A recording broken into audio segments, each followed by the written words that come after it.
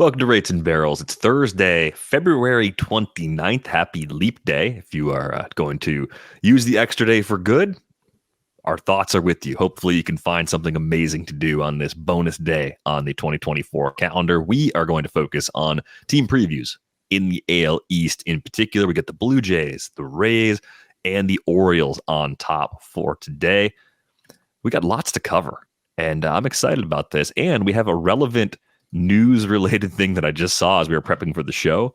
We've been discussing Brady Singer a lot as someone that has a two-seamer that hasn't worked. We've even been a little negative about the Royals and their inability to develop pitching over time.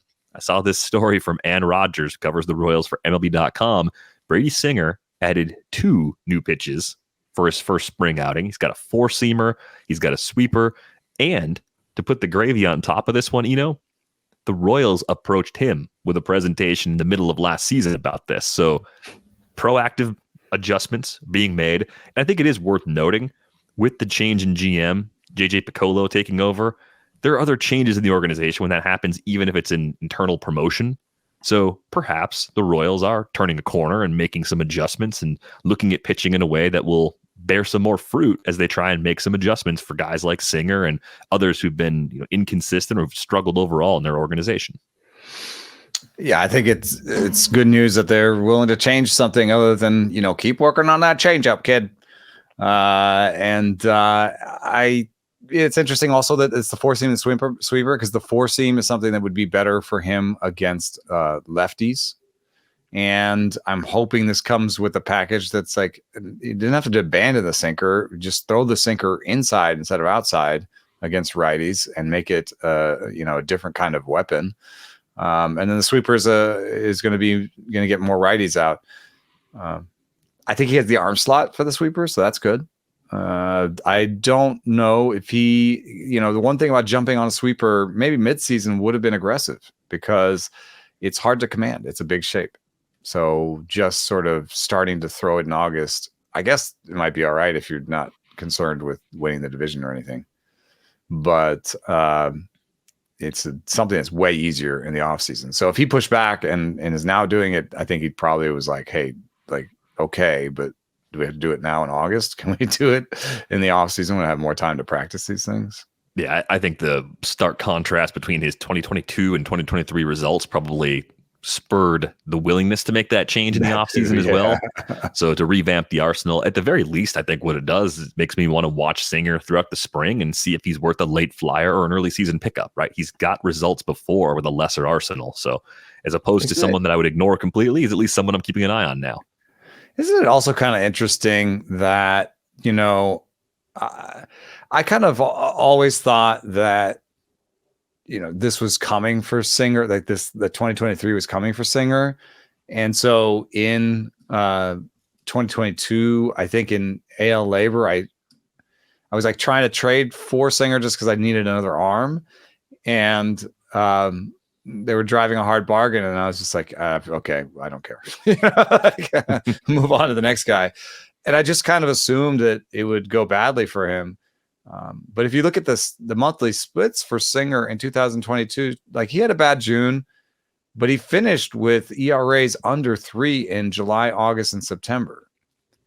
And so, there's this weird thing where season to season and in season are just different in ways that I don't understand why. You know what I mean? Like if he's theoretically the same guy in 2023 and 2022, and I thought he was always good, going to be more like 2023, why didn't he in 2022 have more months that look like 2023? There's not that much of a difference between what he was doing in 2023 and 2022. It's not like his changeup was good in 22 and it was bad in 23. It was bad both years. I guess there's something about how quickly can the league adjust to what you're doing. Yeah, maybe that's what it is. And if you don't make a counter adjustment back, then the results just keep getting worse. You keep on taking water with the ratios, it keeps getting worse, and then you need the offseason retool. His velo was a little better, 93.8 versus 92.1. So that's a pretty big velo drop. But I mean, 93.8, we just established that his sinker doesn't have good shape. So even at 93.8 is why would it be that much better? So Anyway, that was a little thought I had, but it has nothing to do with the American League East. More like American League Beast. That's awful. Let's start with the 2024 Blue Jays preview. This is a team that took a weird step back almost across the board at the plate last year, but there were new dimensions at Rogers Center. It's been puzzling. One of the players that was most impacted may have been Matt Chapman, who's not even on this roster. He is still a free agent on the 29th of February, probably not the way anybody thought his offseason foray into free agency would go, but it wasn't just Chapman, right? It was a across the board drop off from the entire group. You look at Vlad Jr., you look at Bo, you look at Dalton Varsho. Those were all players people were excited about last draft season, and for good reason. And even if they didn't all completely fall on their faces, it was disappointing relative to projection for many, many hitters in this lineup. So I guess just the broad question is, do you see a bounce back? Do you see this group of hitters being more comfortable in the park, maybe having different game plans for their home park as we look ahead and try to project them going forward? Because the numbers are actually really good. Projection systems love Vlad Jr., given his age and what he's accomplished to this point in his career. That completely makes sense to me. And Bo Bichette, who dealt with some injuries last year, at least looks like a very high floor early rounder who still, if he runs more like he did earlier in his career, could get back to being, a possible top 15, top 20 player again, as opposed to the top 35 to 40 range player he's being treated as this draft season. Yeah, I saw a game and they were talking about Bo Bichette's fitness, and they said he took some time off of hitting and baseball activities to focus more on his fitness, and he does look a little bit more like beefy but trim. Like he looks, best shape of his life, you could say. Genuinely, yes, like more like muscular. Yeah, and I wonder, I don't know what that means for his stolen bases, but with his opposite field approach, I do think it's important for him to hit the ball super hard. And we know that his hit tool is, I say, borderline elite, and that his approach is going to lead to good batting averages, but also maybe not as much power as you expect. So, being as strong as he can be to turn some of those opposite field fly balls into just enough homers could be the way past 24, 25 homers for him, back to, he had 29 in 2021. Then again, the ball has been different since 2021. So maybe the reality of it is he's a 20 to 24 homer hitter with a great batting average and 5 to 10 steals. That's still, even if you take evaluation like that, it's still a pretty good underrated player in drafts and a good cornerstone piece for them. I think he's going to do better. Vlad Guerrero, I just think he has his nitro zone, which is up and in, and he has such a good hit tool himself that when pitchers pitch him outside of the nitro zone, but inside the zone, he puts wood on the ball, and creates grounders. And I think that's the story of Vlad Guerrero. I do wonder if the projection systems are going to see that awesome maximum exit velocity for Vlad Guerrero and the pretty good barrel rates, and keep projecting it for better power. The BAT-X, for example, has a 237 ISO on him. He had a 205 ISO, Vlad Guerrero did, in 2022, and a 179 in 2023. So that's 1,300 plate appearances with less than a 200 ISO. And the BAT-X is saying, nah, I still see a 237 coming. So the BAT-X is not going to look at heat maps and not going to look at swing tendencies and not going to look at how he's being pitched and how he's reacting to how he's being pitched.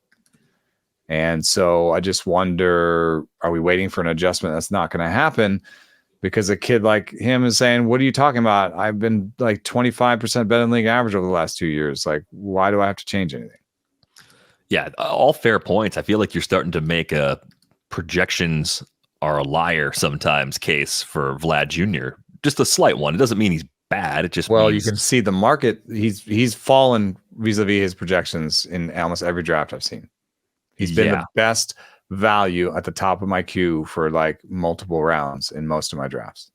Well, the most pessimistic projection is still 278, 357, 492 with 31 homers from Zips, 100 RBIs, 89 runs scored, non-zero in the stolen base category as well. He'd chip in 5 there, which is, better than nothing, of course, Captain Obvious. But I'm still in on Vlad. I think what I've always wondered about is just we've probably talked about it before, is the curse of the great hit tool, like being able to get to too many pitches and hitting pitches he shouldn't hit, as opposed to working the count and getting something he can drive. I think he still has the ability to make the adjustment and do that. If you run the auction calculator with Zips as your projection setup, 15-team league, kind of NFBC, 2-catcher, all that stuff, Vlad still comes out as the 19th ranked hitter. Even in the most pessimistic projections, he's top 10.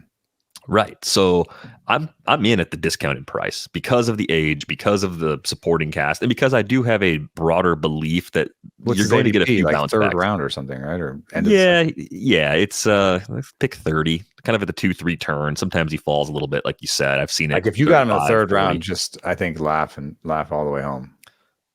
I think the veterans in this group are a little more challenging to figure out. George Springer had a huge season last year, brought back the speed too. And given the injury history in recent years, given his age, he's 34 now, it's probably hard to pencil in another 683 plate appearances. But even if he were to get you close to 600 or a shade below that, which is where the projections have him right now, he's still a solid player where he's going. The would you rather, it appears to be, is Springer versus Lane Thomas, a guy that really put it all together for the first time last year. I'm taking Springer. I don't know if it's just silly, but I mean, he's an established guy that with the new rules stole 20 bases. And the thing that he also didn't do last year, he's done for his whole career, and especially over the last 3 years, with some of his best power numbers, he didn't pull the ball. And this spring he said he's coming out, I'm going to pull the ball more. So pull the ball more, maybe strike out a little bit more, but maybe make more out of your balls in play, have more power. I think he can get back to the 25 homer level, pair that with 15 steals. And I just, the story over in Washington Nationals camp, you know what it is? It's James Wood and Dylan Cruz. And are they both going to make the big leagues right out of the gate? Wood is the one who's, playing better and making the case maybe in terms of results on the field right now. But I just read a piece that was like, what if they both start in the big leagues this year? That'd be fun. If the Nats want to go full fun and become watchable, I have no problem with that whatsoever. If they want to become sellable. Yeah. Right. Yes. You could very easily see both, Cruz and Wood in the lineup with Thomas. I mean, it's not like they've got anybody else blocking those outfield spots. Those are pretty much up for grabs at this point. There's somebody. What's his name? No, there isn't. What's his name? I think it's Stone Garrett. Oh, Jacob Young. On this Blue Jays team, there are also some deep league guys I like. Actually, Border, he's not, I guess maybe in 10 teamers, maybe not, but I think in every league, Dalton Varsho is a guy I like. I just think that, first year with a new team, it's not obvious that he was pressing in terms of any swing rates or anything, but it wasn't a great year for him. And I think, he needs to just find that just right level of pulling. I just see a guy who has different ways he can affect the game. He's above average in a lot of different ways. And I could see him settling in, 27 years old. I don't think we've seen the peak season from him. And, he's capable. He had a 4.8 WAR season. I know that's on the field, but it also was his best season with the bat. So if you want somebody late in a draft that could go 30-30, isn't Dalton Varsho one of the best guys? What's his ADP? Reasonable in the 200 range, early 200s is where Dalton Varsho tends to go. 200 plus ADP. If you scan the 80, the players that are available, do you see anybody that you would put up over Varsho for potential 30-30 season? Great question. Let's have a look. We'll get some would you rathers for a 30-30 dart season in the 200 range. I guess you could look at him and say, Lars Nootbaar goes a few picks before, but in the same range. All right. I know you like Not Lars bad. Nootbaar a lot, but let's say you miss out on Nootbaar. He's I've just been reading that he worked with the Arenado brothers to put more loft in his swing. So that's how he gets to the 30 homers. I don't know if he gets to the 30 steals, but yeah, that's a good one. But yeah, Varsho does run a lot. And I think the thing about Varsho and his profile, you look back, the hit tool is at least average, maybe even a little above average. At least it was supposed to be as a prospect.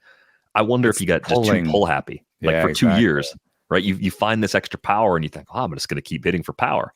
And the downside of that pull happy approach sort of reared its head during that first season with the Jays. So it is making an adjustment. But yeah, I mean, you're kind of like saying, up colon 30-30 like in the forecast, or not like expect 30-30. You don't anything close to that. It's definitely not saying to expect it.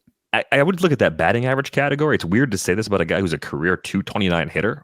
It just seems like a strange outcome for his profile. He doesn't seem like he should be as much of a drag in that category either. Yeah, that's a big part of my argument that I'm making is that like he'll get on base more. He's got this interesting tool set. I'm looking at 200 plus. Jared Kelenic?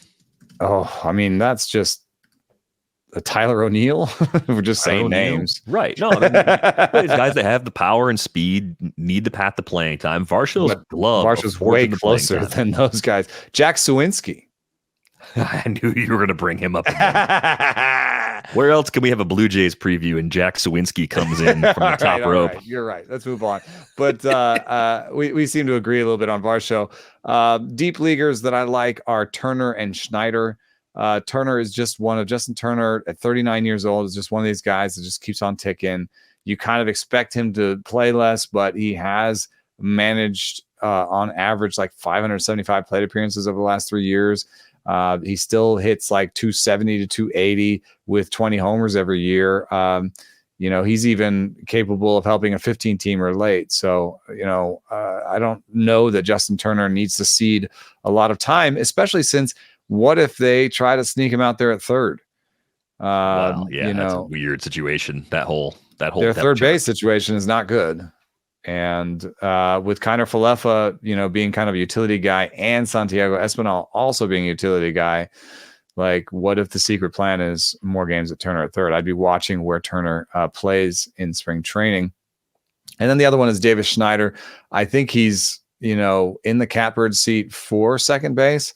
I will mention that he's gone 0 for 8 so far with 50% strikeouts. So 0 for 8 with 4 strikeouts so far this spring.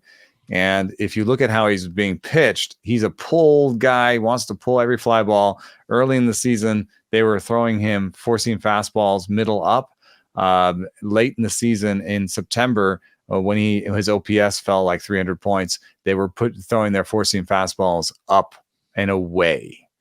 So there's already been an adjustment by pitchers. His pull percentage fell from like 55% in September in August to 45% in September, which says to me he's still trying to pull the ball, but I think pulling a ball that's on the outer black leads to the kind of outcomes that he had in September. So there may need to be an adjustment here. That's why he's a deep league guy, because there's a little bit of an on-off switch. He could be in the minor leagues, I guess. Yeah, wide range of outcomes for Schneider, but put together a really impressive season between AAA and the big leagues last year. 29 homers between the two levels, 10 steals. That was only 122 total games, too, because he was an up and down guy. I think the league kind of figured him out, so we'll see what kinds of adjustments he was able to make this winter to sort of counteract that. Yeah. Proof was just submitted by Mr. Saris here. The other name that's on the depth chart that could find time is Eduardo Escobar if he makes the roster. Just one of those veterans that seems to find more playing time than you expect. So I would say he's the other guy that, especially since third base is a bit foobar. He's got a projection of about an 86 WRC plus. Kiner Falefa has a projection of a 83 WRC plus or lower with a minus sign on it. And Espinal has a projection of 89, 95. So maybe we're short shrifting him. He makes contact. It's not always powerful, but sprays the ball around like he could be a younger kind of Falefa in a way.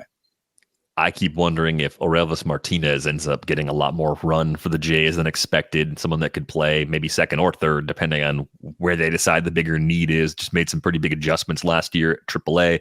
Very, very young for the level. Didn't make the card, but him and Addison Barger both could end up having some kind of role. And it just seems like they're, the choice about not signing Chapman is to maybe keep that as an option for one of the young guys going forward. Definitely. Let's look at the pitching. Kevin Gausman leads the way. You made a case for him during Potapalooza as maybe one of the top end pitchers that you would be avoiding, at least at price. And I think it was a compelling case. Mostly these is just so dependent on two pitches. And as you age, especially, that becomes a very risky thing to do. Yeah, we when you look at the way relievers and starters age, as relievers lose their velo, they lose their strikeout rate precipitously. It's basically in lockstep with their velo. Starters generally, lose their strikeout rate slower than their velo. And my theory has always been that what you can see is starters use their fastballs less over time, and they have larger arsenals. So they can do the Greinke where they're like, okay, this year I have this new pitch, or I'm featuring this pitch instead of that pitch, and I've got 5 pitches, so you can't always be that comfortable in the box against me. Gausman has been trying to throw a good breaking ball. Heard whiffs of a sweeper, but I don't know that it fits his arm slot necessarily. And with this much trying and no success in developing a good breaking ball, like I think he's comfortably a 2-pitch pitcher in my head. I don't necessarily say that I'm completely out, but I do not necessarily have him in my circle of trust. If you're looking for an ace in the first 2 rounds, and Gausman is the one that is still on the board, like a lot of times, or in my history, this draft season, I've taken the bat. I have found that I like a few other pitchers that are always available in that same range instead. So they end up on my roster instead of Gausman, and it just ends up being a moot point. But you end up in a situation where maybe dollars are the currency. You're playing in an auction or something. And if Gausman ended up a relative value in the tier, I might end up with him. But if he's going to go for the same price as even like Wheeler or Yamamoto or Glasnow, I'm leaning towards those other 3 pretty consistently. Luis Castillo, even George Kirby. I kind of prefer all of those guys to Kevin Gausman at this point. Doesn't mean I don't like him, just means that in the draft situation in particular, I don't really see myself ending up with him. I have a real hard time with the ranking. I've got him 6 right now, behind Kirby, which was, I guess, aggressive, but has become less aggressive as draft season goes on. And right behind him, I have Castillo and Yamamoto, but I feel like in a draft, I would go for Castillo Yamamoto. The real sort of how the sausage is made way that Gausman got to 6 is he's projected by the bat to be the second best starting pitcher in baseball. And so it's a good PPERA projection too. 356 is really nice. Yeah, it's pretty good. So, but Castillo's 364 comes in a pitcher's park. In just a way that he's been changing over time. Like I can make the case for taking him. And then Yamamoto is just this wild card, that just looks so great this spring. We took in his first, spring outing, and it looked pretty good. So it's a soft 6 for Gausman. And Bassett, again, he's down 2 ticks or 2+ ticks. And I know there's going to be a lot of people who say like, well, he was down 2+ ticks last year and he ended up being fine. But I will point out that the arrow on his velo is generally downward. And last year he was 92.5, which was down off of his velos before. If he's 91.5 this year or 91.0, don't you think at some point the chickens come home to roost and it's just too easy to get in the box against him, even though he has all these different weapons at his disposal. I mean, we say he has all these weapons at his disposal, but the changeup he only throws 6% of the time. So it's really this, the fact that he has like, a 4-seam that he throws 9% of the time. Like, do you have to honor that so much? A cutter at 15, sinker 39, changeup at 6. Do you honor that? I don't know. So it's. I just feel like people are going to get more and more comfortable in the box against him as the velo goes down, and he's not been on my to draft list In fact, the Blue Jay that I've gotten the most often in drafts is Yusei Kikuchi. Yeah, I think there's this sort of collective realization that Yusei Kikuchi was really good last year. And the way he did it was kind of interesting.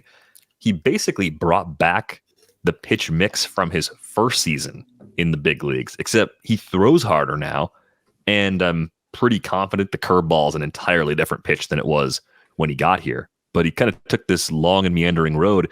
Also wondering, too, if scrapping the cutter may have made his four-seamer more effective. We were talking to Trevor earlier in the week getting ready for the Friday show. Cutters are the focus of the Friday live stream this week for the Pitch Deep Dive. And one thing he said that I hadn't really thought about in a long time, I haven't heard recently, is just that some guys kind of lose their four-seamer when they throw a cutter. And that may have been exactly what was happening with Yusei Kikuchi. Yeah, the movement numbers don't quite bear it out in that they don't say that he got it back. They do show that in the season he threw the cutter the most in 2021. He went from having a plus ride four-seamer to not having that anymore. So I would argue that was part of that story. He hasn't quite gotten it back, but you have to think everything is relative also. So his ride on his four-seam is relative to the drop on his curveball. The drop on his curveball right now, his curveball is better than it's ever been in terms of the velo he's got on the pitch at 83, combined with the most drop he's had since 2019.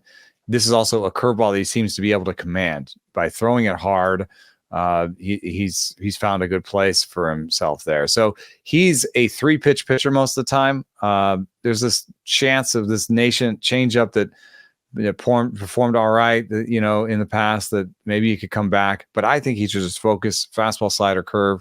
That gives him basically the type of slider he throws. I think it gives him weapons that he can use against both hands. And simplifying, is probably good for somebody who doesn't have good natural command. Yeah, the analog analysis, he cut the walk rate to a career best 6.9% last year. That is a massive improvement, very similar to the improvements Robbie Ray made during his time in Toronto. So if you think that's sticky, if he has that skill now, Yusei Kikuchi still misses a ton of bats. He's on a good team. He should pitch a ton of innings and seems to have an arsenal that's working about as well as it's ever worked for him in the big leagues. So I'm with you as far as being interested. I think as far as Bassett and Barrios go, I like Bassett probably more than the projections do. I keep finding other players that get drafted around him that I just think are more interesting. So he could end up on a team or two of mine, but he's not really a target for me.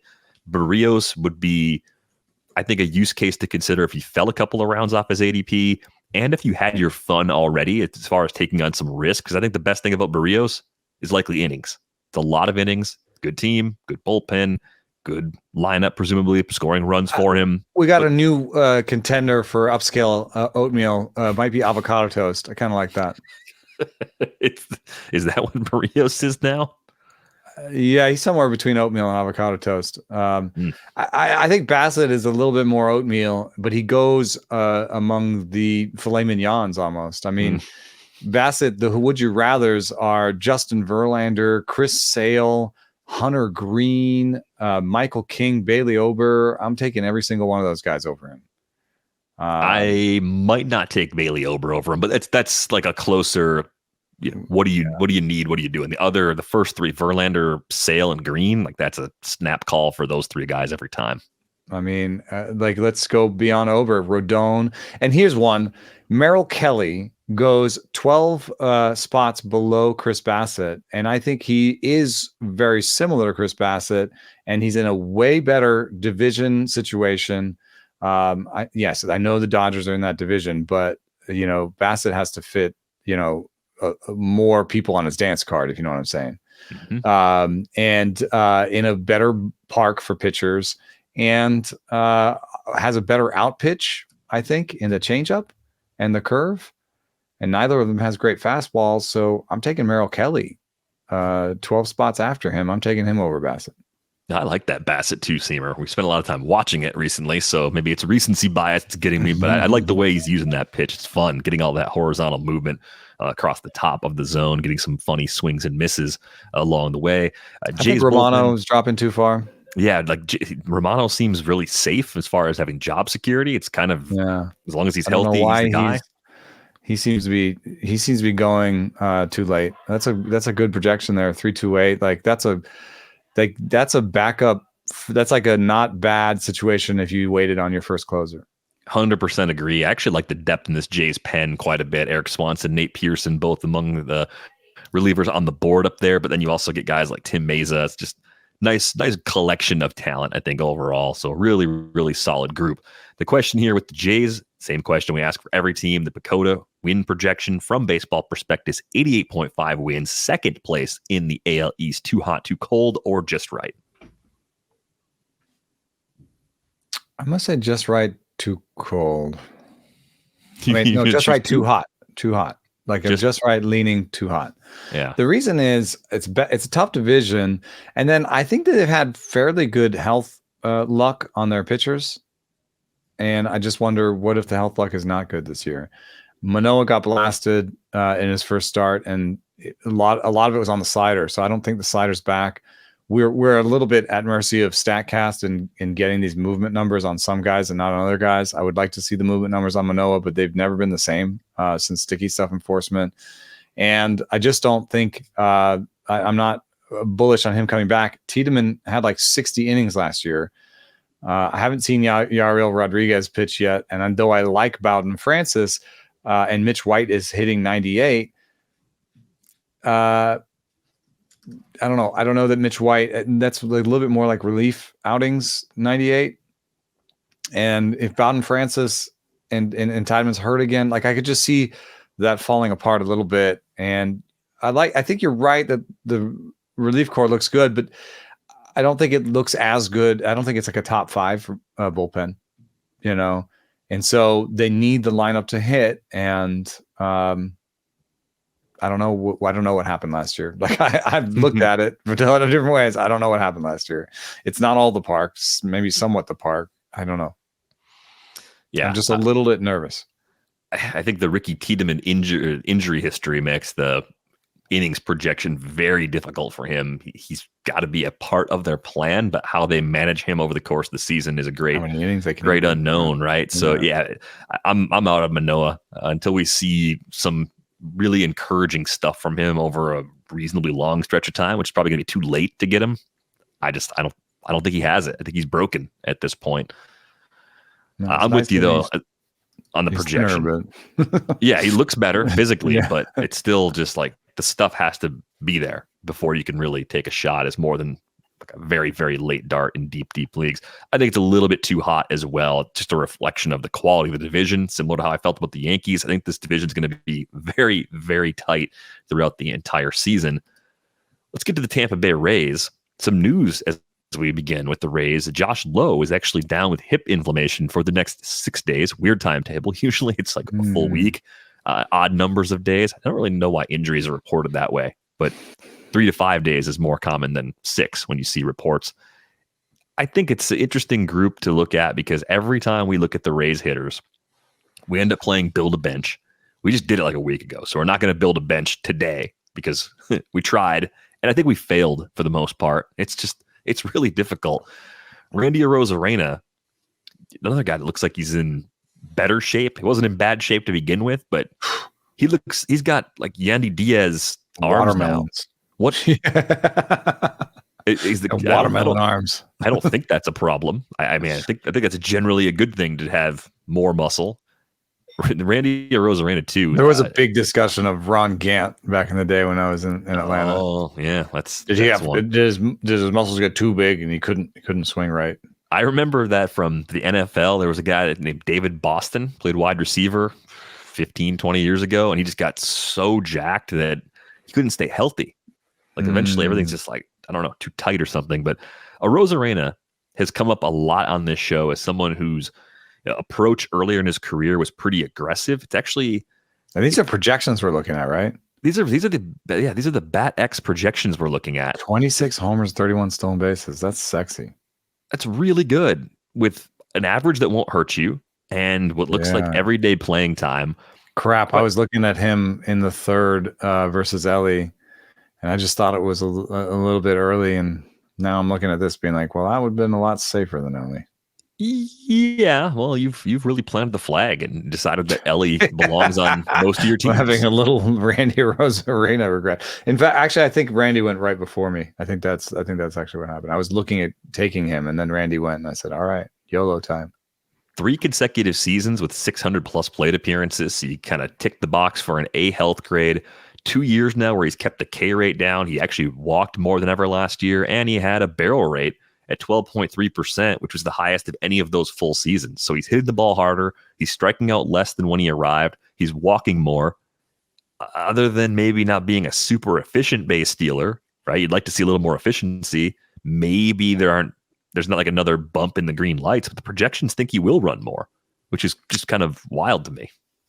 He represents the best case scenario for the Rays approach, which is get a guy who controls his zone, makes good contact, can hit the ball, has a good hit tool, hits the ball hard, and don't care about his ground ball fly ball rate. Don't care about the loft in his swing necessarily, and either hope that the aging curve helps you.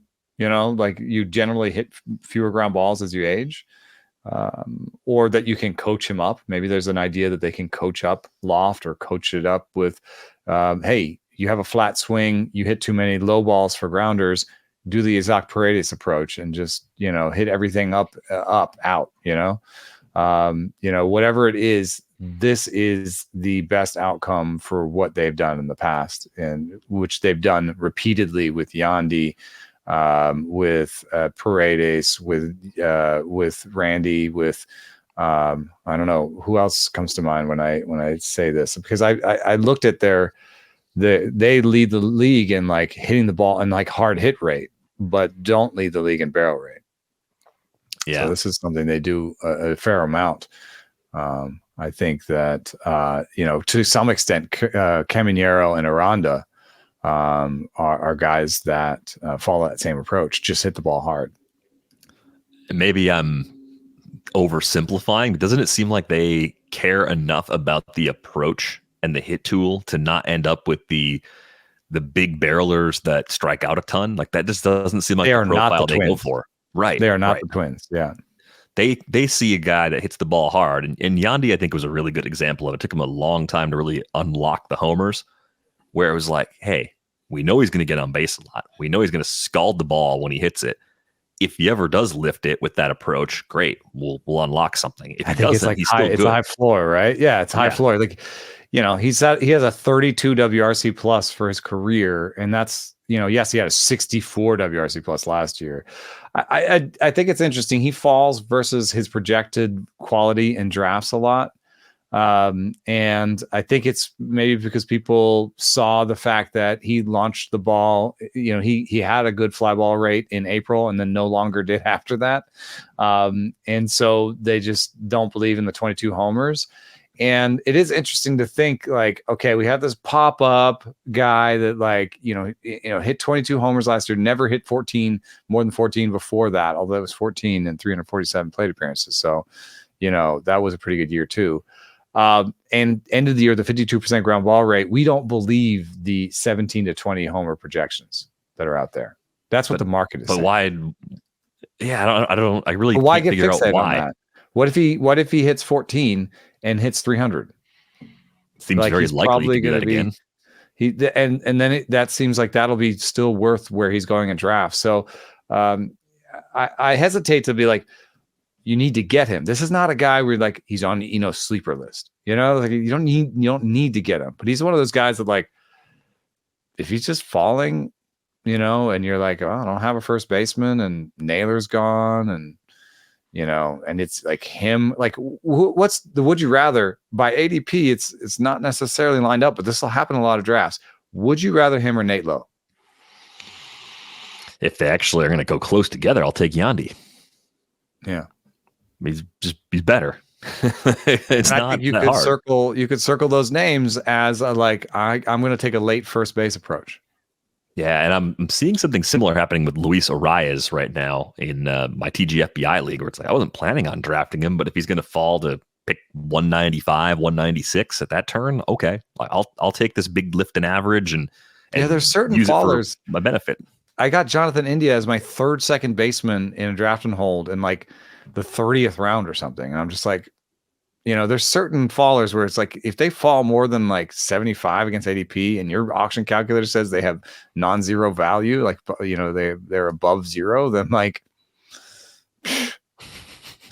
yeah, I know the case against India, like I get it.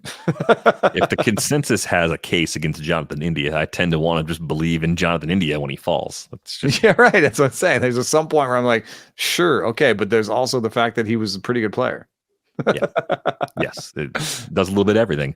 Josh Lowe, I think the story was that he cut his strikeout rate in the first bit, and then there was this big argument. I remember on Twitter and just in barroom type argument where it's like, oh yeah, he cut his strikeout rate, but he's going to strike out the rest of the way. Like and projections were like, yeah, he's going to strike out the rest of the way. And then for the middle part of the season, he struck out a lot, like 35% rolling strikeout rate. We're looking at his graph right now on YouTube. The interesting thing is, in August and September, he cut that back down again. And he finished the season with 40 games of a 20 to 23% strikeout rate rolling.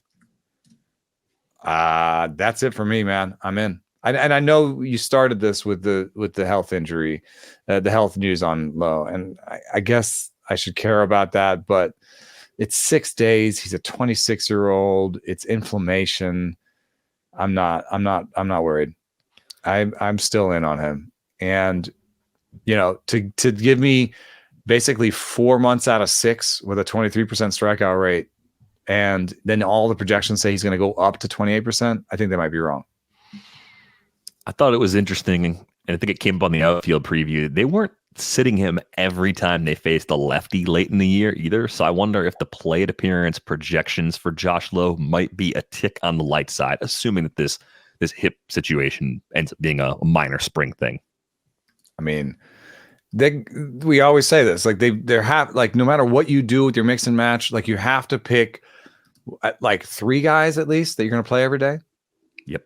I mean, your max bench is 4. So even if they were all 4 platoon guys, you still need to have, 3 or 4 guys that you play every day, basically. And for me, that's Randy Arozarena, Josh Lowe, Isaac Paredes, and Jose Caballero. See, I think it's Yandy Diaz instead of Caballero. I think the shortstop spot might have a rotating situation. It's a little bit of a revolving door because they brought in Ahmed Rosario. Man, are the Rays going to tweak something with Ahmed Rosario? I will tell you this. He worked all offseason at Driveline, and they're super excited about, his swing and where it's at. It hasn't showed up in spring yet, but, they're playing him in the outfield, though.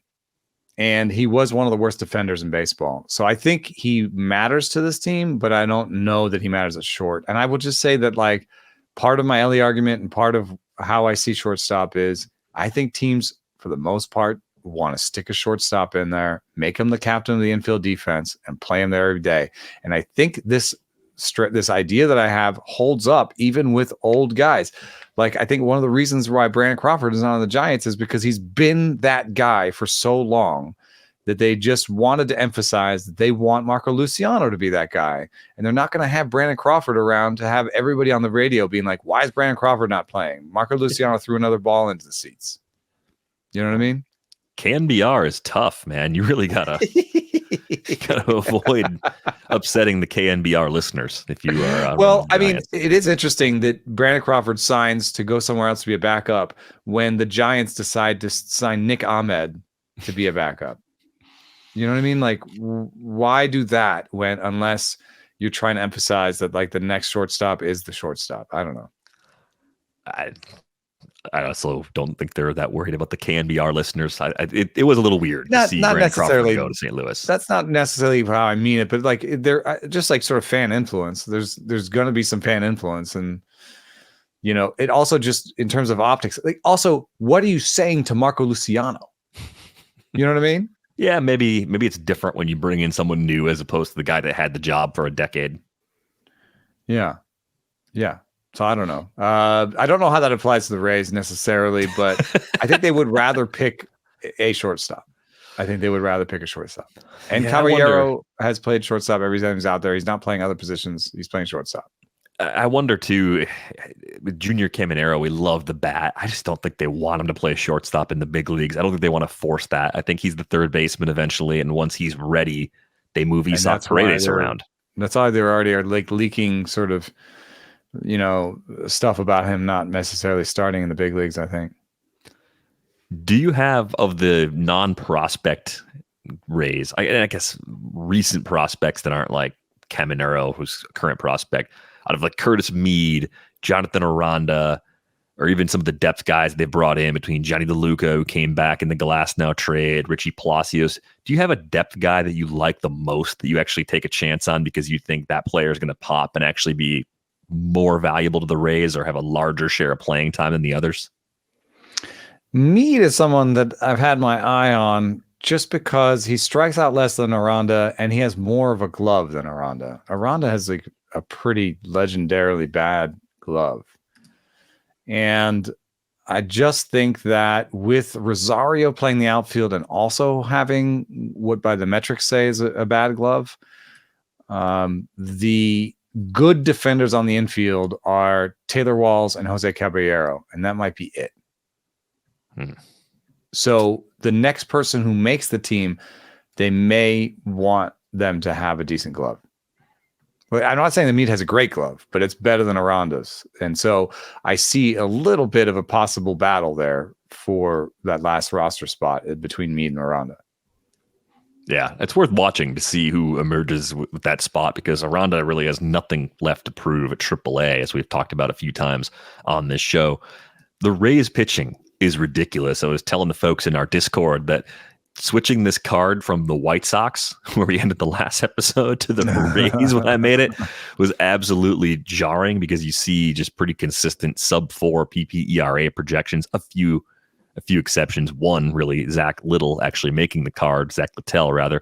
But you look at this group, and when I look at Aaron Civale, and I see where he's going, and I look at where Zach Eflin's going in drafts right now, and where Zach Eflin was going a year ago in drafts, there's like a 100 pick jump from Eflin's 2023 ADP to his 2024 ADP.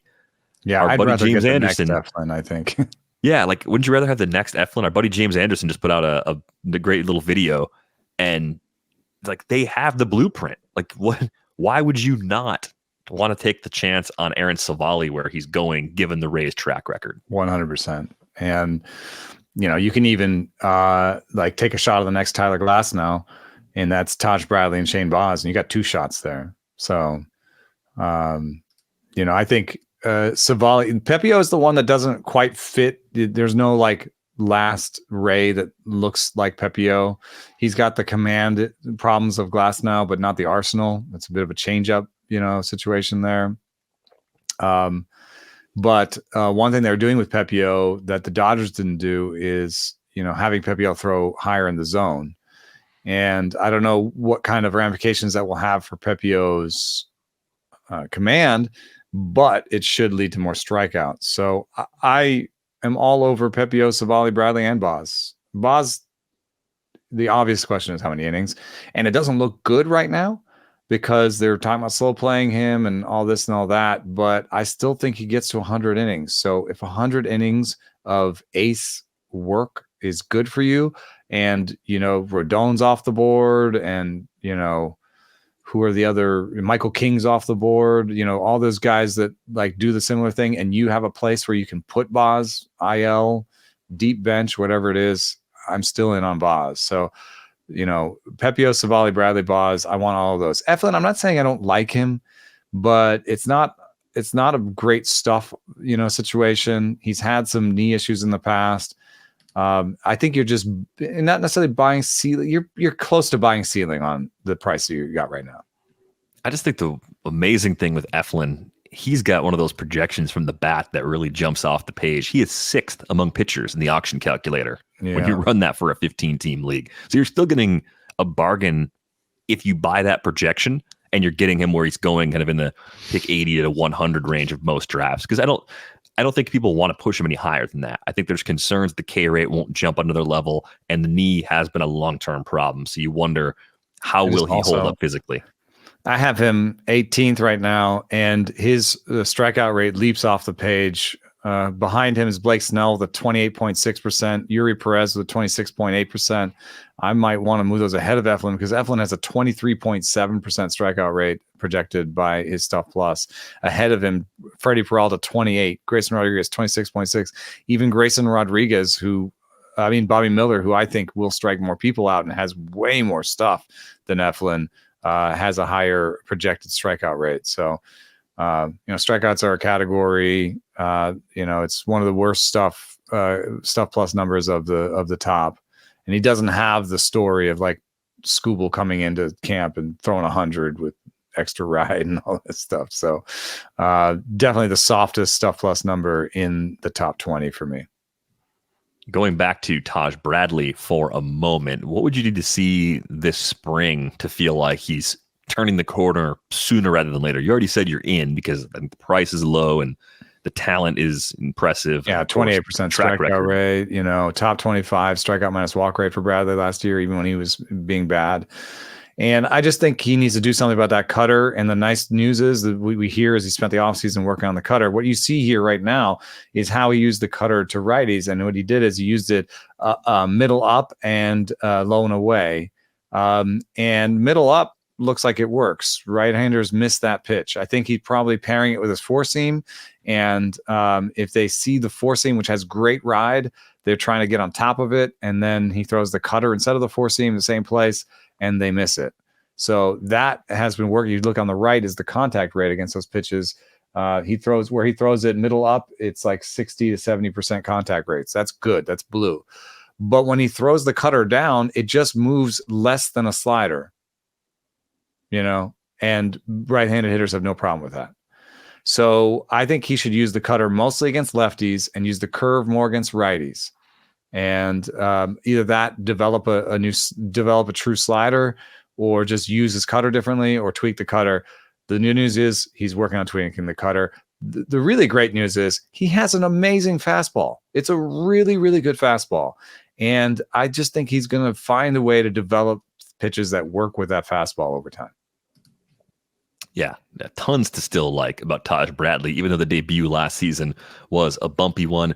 Rays bullpen loaded again. Pete Fairbanks is the pricey reliever because he looks like the capital C closer in this group. Just a friendly reminder, the Rays only have 6 seasons where someone's had 25 plus saves since 2013. Alex Colomé did it twice. Brad Boxberger, Fernando Rodney, Sergio Romo, and then last season, Pete Fairbanks. Those are all like 6 veterans that they brought in on short deals, not like fire-breathing monsters they developed on their own. Yeah, and the main concern I have with Fairbanks is just a health grade F, basically, for a reliever, which the Rays embrace it. I get it. I got him on my labor squad. I don't know if I have 10 teams this year, I don't know if I want Fairbanks on like half of them, but I do want a little bit of Pete Fairbanks because he does seem undervalued relative to his skills. I've got Adam in some deep leagues. I think he's going to get 5, 10, 15 saves, and he's a really good pitcher in his own right. Let's get to the PECOTA projection here for the Rays. 87.3 wins, third place in the East, but by a very small margin. We're talking about just a little more than a win difference between the Jays and the Rays. Too hot, too cold, or just right? Too cold. One thing we didn't mention is that Springs and Rasmussen are due back. So no matter what they're doing now, no matter the fact that I don't love Littell, like they just need a half a season out of these guys before they can start maybe folding back in some of those returners. It also sets them up to be good in September when hopefully those guys are back to full bore.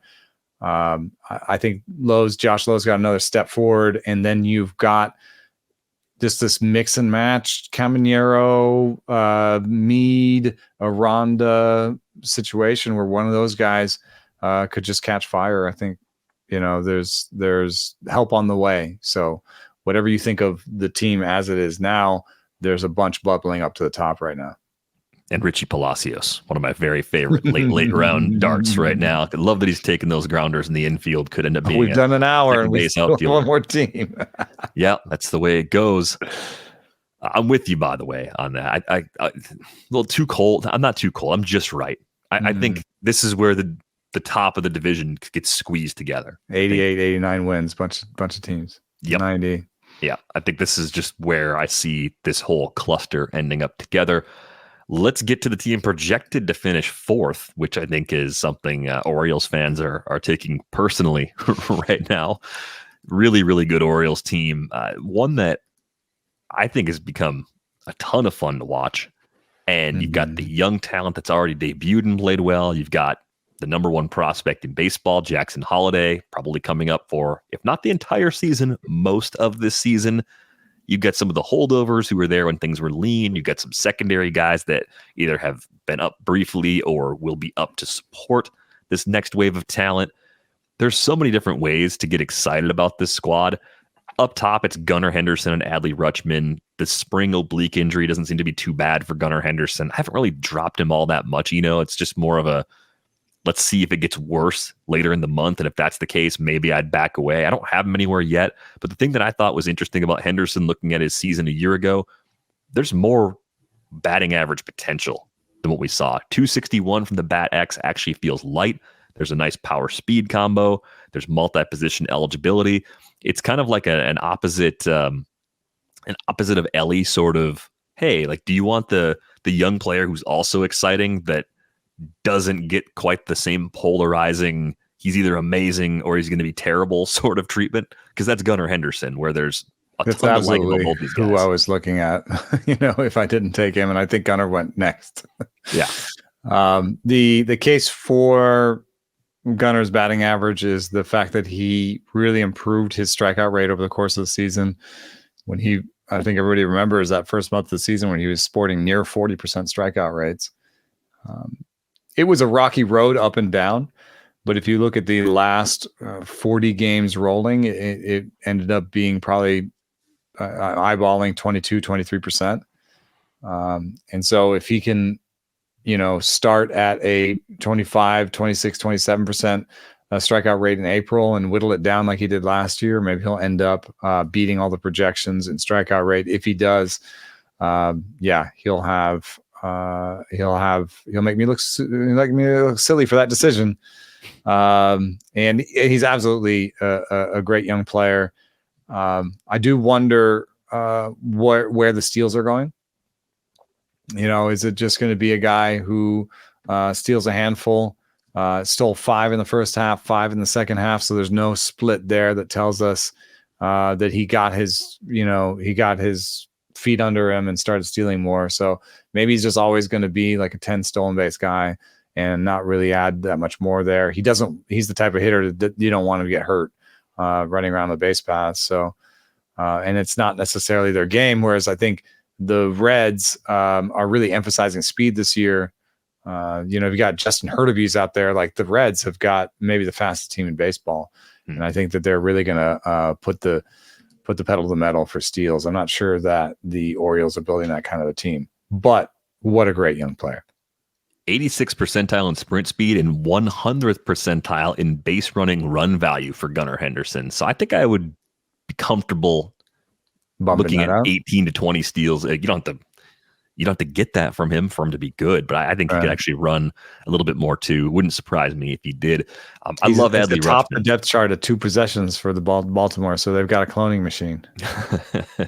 They really do.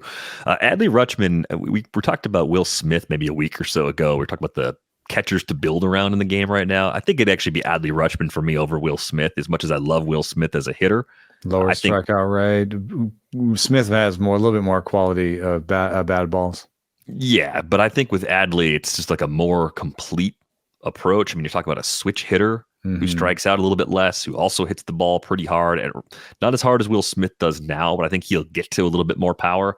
It is funny. Adley Rutschman's a little older than you think. He's 26 already, but college guy, yeah. The thing that I can't rectify as far as the fantasy market goes is why Adley Rutschman is inside the top 50 in ADP, the 20 to 25 picks ahead of the other top catchers. I think he maybe is the best catcher in fantasy baseball, but not really by a wide margin. It'd be an open debate from a roto perspective if we'd actually want as catcher one.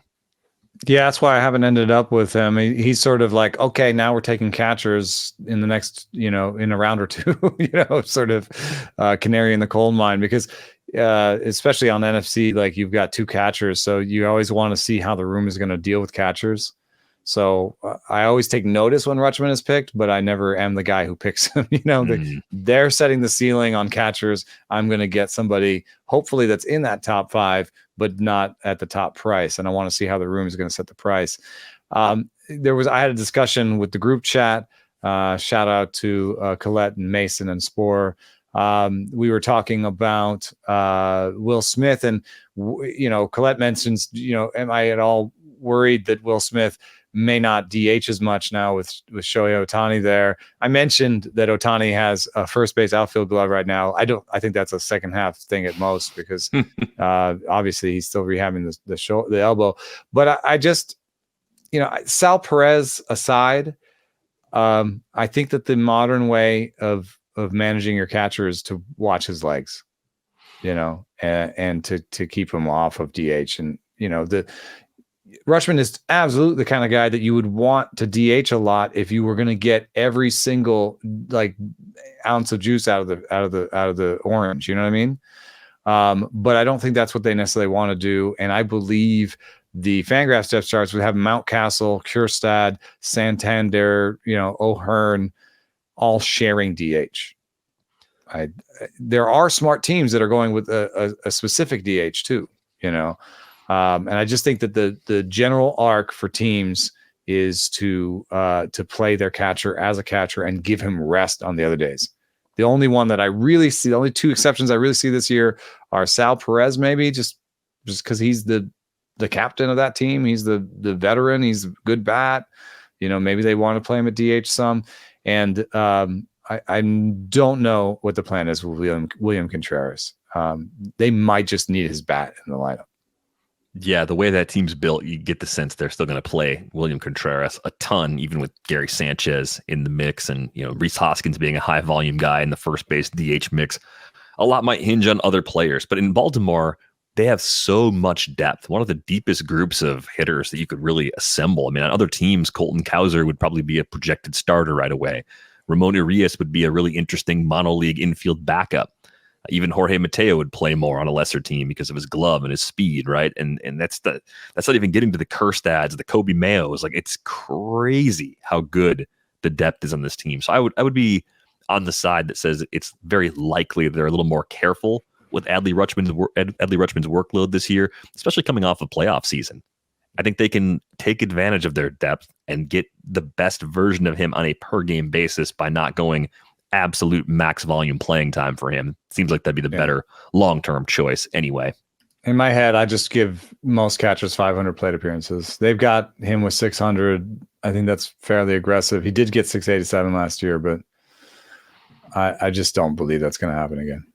The Bad X projection on Cedric Mullins, in line with what you've said about him as someone that you really like in his range. 21 homers, 30 steals, good run production, a little bit of a downer in average, but not a terrible drop off there. So really nice player. It's a little bit surprising to me. I guess he's been pushing the fly ball rate. And so as he hits more fly balls, the BABIP goes down. So the Bad X has a 268 projected BABIP, but for his career, Mullins has a 296 batting average on balls in play, and he's had seasons where it's been well clear of 300, and he has good legs, and he's not like a 50% pull guy or a 50% fly ball guy. So, like, what if you like? Yes, I'm not going to push it much past the Bad X, and I don't have to in drafts to still get him. But what if you did give him a 300 BABIP with that Bad X projection? Then you would get a guy who hits 260, 270. I don't know. Yeah, that's an early rounder. He's been an early rounder before. That's weird. Yeah. This is when people ask me who am I getting in every draft, it's Cedric Mullins. Yeah, that's pretty interesting. Right there next to his teammate Anthony Santander, who I seem to never get because I feel like 240, 30, 75 plus runs, later. 80 RBIs. There's other guys that go in the range a little later that could do the same thing. Nothing against Anthony Santander. If he falls, maybe I get him. If he doesn't, I probably don't. Do you have Jackson Holliday anywhere yet? I haven't, and I just think it's weird that they're playing him at short and at second in the spring. And I just think that, he's 20 years old. Like, yeah, he played in AAA and AA last year. I'm sort of betting against him making the opening day roster. Just because they're so crowded and the way that they're playing him is not like I want to see them installing a guy at short. You want to see more like what they're doing with Wyatt Langford in Texas right now this spring. Colt Keith. Yeah. Like, they're just like, you're our second baseman. It's pretty obvious. I mean, if you have a really bad spring, maybe it won't happen. But like, if anytime you look in the lineup, they're in the same spot, then you'd be like, okay, that's where they wanted to go. Like, moving him around, just be like, are you really going to put Jackson Holliday on the opening day roster to be the backup shortstop, the backup second baseman, and sometimes play third? Are you really not going to play Jackson Holliday after he put up a 162 WRC plus and a 154 at high A and double A as a 19-year-old last year, and then held his own at triple A? This is an opinion I could change over time. And what I would be looking for was just more and more starts at one position, a solidifying. And then, honestly, as stupid as it sounds, maybe some results. Yeah. He starts playing well, and he starts showing up every day at second base in the lineup. Then all of a sudden, Westburg, Urias, that group pushes over to third.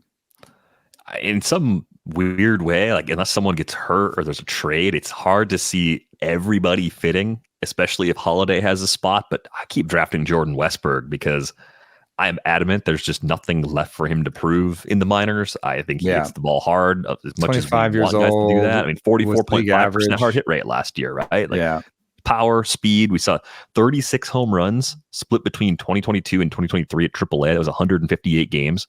15 for 18 as a base stealer. Low K rates, consistent walk rates. Like, what can't Jordan Westburg do?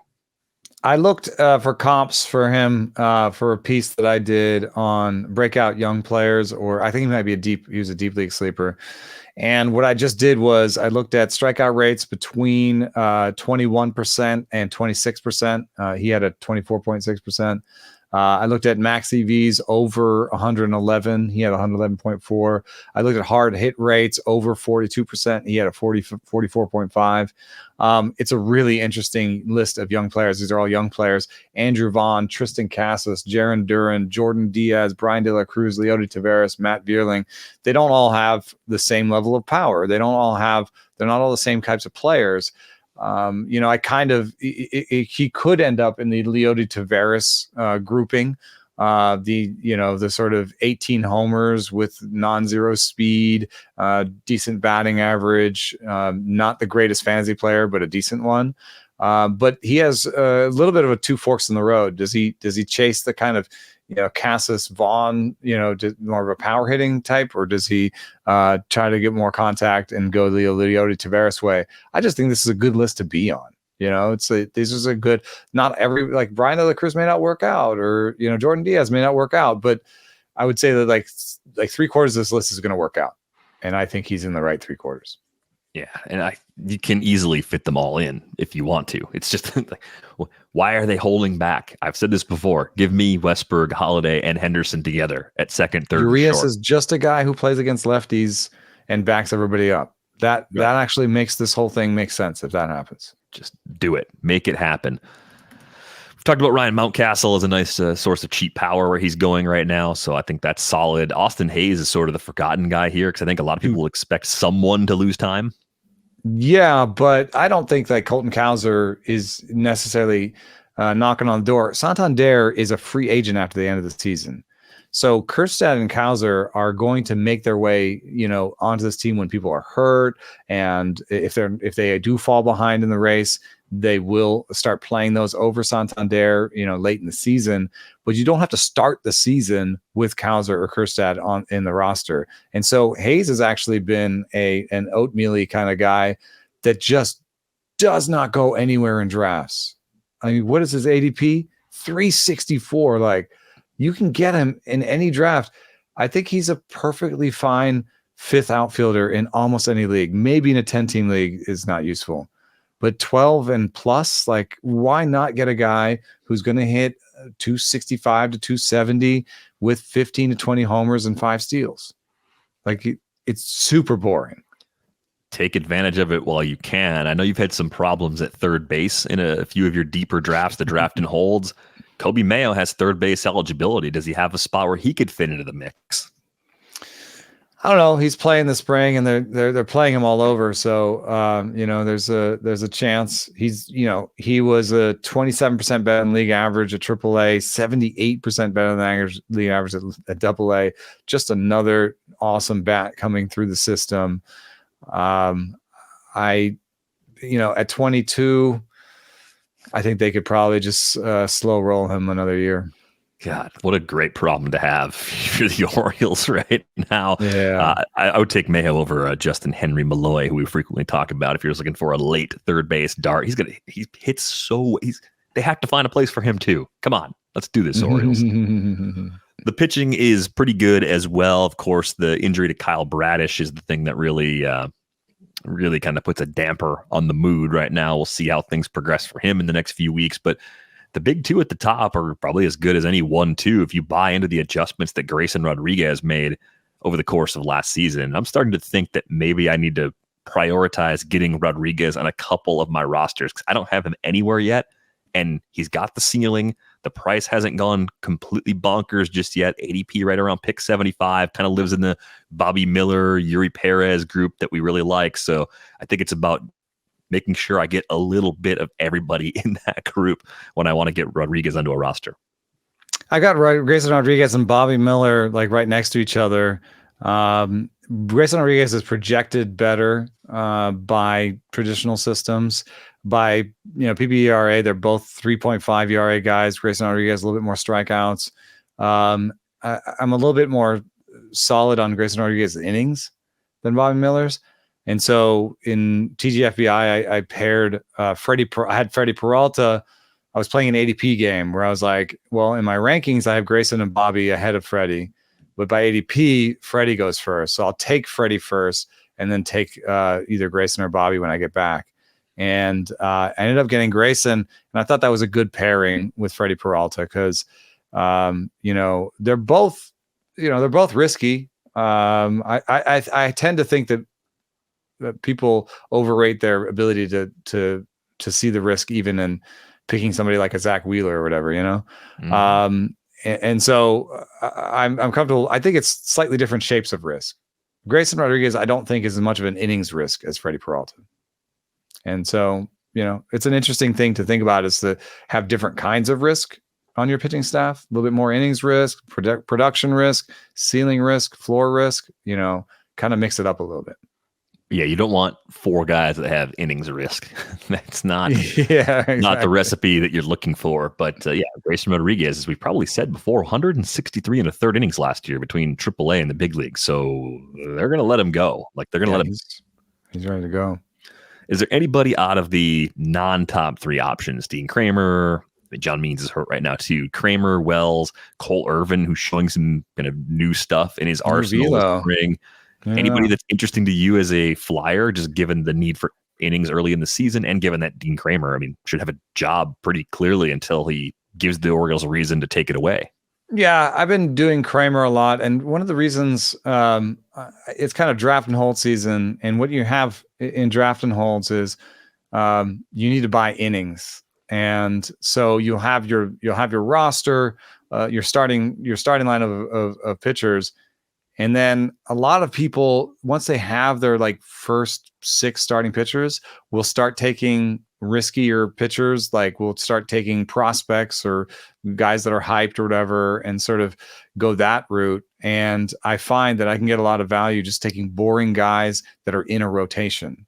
And what I'm trying to set up for myself in the draft and hold is that every week when I go to set up my lineup, I have 10 pitchers that are ready to go, because I think I can do a better job of just being like, well, Dean Kramer is here and it's a good matchup. And, Dean Kramer's in Yankee Stadium. I'm not going to pitch him today. You know what I mean? So I see him as a good options guy. The deeper your league, the more I'm interested in Dean Kramer. The shallower your league, the less I'm interested in it. Totally makes sense. I would say that Tyler Wells is someone for me that previously, because of the way they took him out of the rotation, had that second half fade, I was kind of steering away from him because I just didn't know how they were going to use him. I think they might just use him as glue in the beginning of the season to get Bradish and or Means healthy. And we know on a per start basis, Tyler Wells can be effective for a short stretch. We know we like the home ballpark.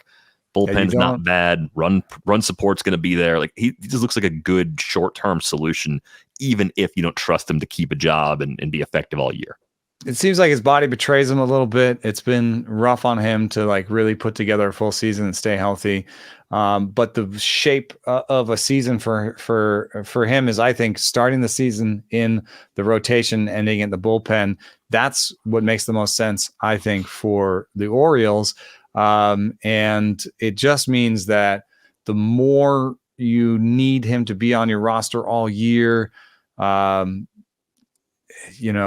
don't know, like it makes him, I guess, a worse of a dynasty asset or a keeper asset than anything.